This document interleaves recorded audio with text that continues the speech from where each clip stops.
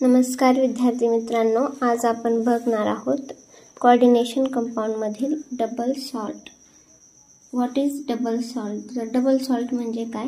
तर combination of two और more stable salt in stoichiometric ratio. म्हणजे डबल सॉल्ट म्हणजे याच्यामध्ये दोन किंवा दोनपेक्षा जास्त सॉल्ट, स्टेबल सॉल्ट ज्यावेळेस एकत्रित येतात त्यावेळेस डबल सॉल्ट तयार होतो. फॉर एक्झाम्पल की जर आपण ॲसिड आणि बेस या दोघांना कंबाईन केलं तर त्याच्यापासून स्टेबल सॉल्ट तयार होतो. जसं की आपण HCl आणि NaOH. HCl हा ॲसिड आहे, NaOH हा बेस आहे. या दोघांना आपण कंबाईन केल्यानंतर NaCl हा सॉल्ट आणि वॉटर आपल्याला मिळतो. NaCl हा आपल्याला स्टेबल सॉल्ट मिळतो, बरोबर. मग असे जे स्टेबल सॉल्ट आहेत, या स्टेबल सॉल्टचं कॉम्बिनेशन होऊन डबल सॉल्ट तयार होतो.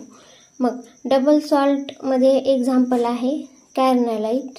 याच्यामध्ये KCl आणि MgCl2 हे दोन सॉल्ट आहेत आणि या दोघांचं कॉम्बिनेशन होऊन कार्नालाइट हा डबल सॉल्ट तयार झालेला आहे, राईट. मग नेक्स्ट आहे आता आयर्न सल्फेट आणि अमोनियम सल्फेट. हे दोन सॉल्ट आहेत आणि या दोघांचं कॉम्बिनेशन होऊन मोर सॉल्ट तयार झालेला आहे आणि हा आहे आपला डबल सॉल्ट, राईट.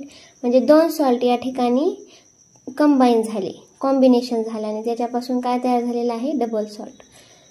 तसंच पोटॅश याच्यामध्ये पोटॅशियम आणि ॲल्युमिनियम या दोघांचे सॉल्ट कंबाईन होऊन पोटॅश ॲल्युम हा डबल सॉल्ट तयार झालेला आहे, राईट.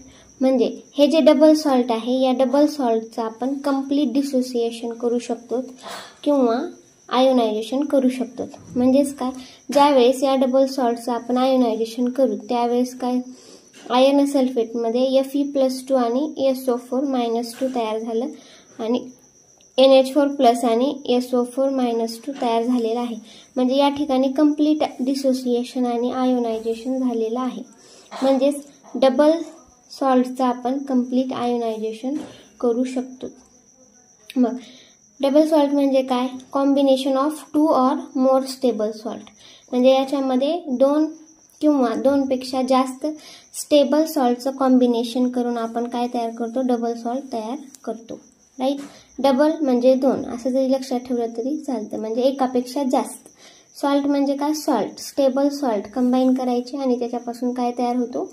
डबल सॉल्ट तयार होतो. आणि डबल सॉल्टचं काय होतं? कंप्लीट आयोनायझेशन आपण करू शकतो. मग नेक्स्ट आहे आता कॉम्प्लेक्स सॉल्ट. कॉम्प्लेक्स सॉल्ट म्हणजे काय? These are coordination compounds which don't dissociate completely. तर डबल सॉल्ट आणि कॉम्प्लेक्स सॉल्टमध्ये डिफरन्स काय आहे की कॉम्प्लेक्स सॉल्टला तुम्ही कम्प्लिटली डिसोसिएट करू शकत नाहीत. फॉर एक्झाम्पल कोणते आहे त्याच्यामध्ये? K4FeCN6. मग हे जे कॉम्प्लेक्स सॉल्टमध्ये दोन एक्झाम्पल आहेत, K4FeCN6, राईट.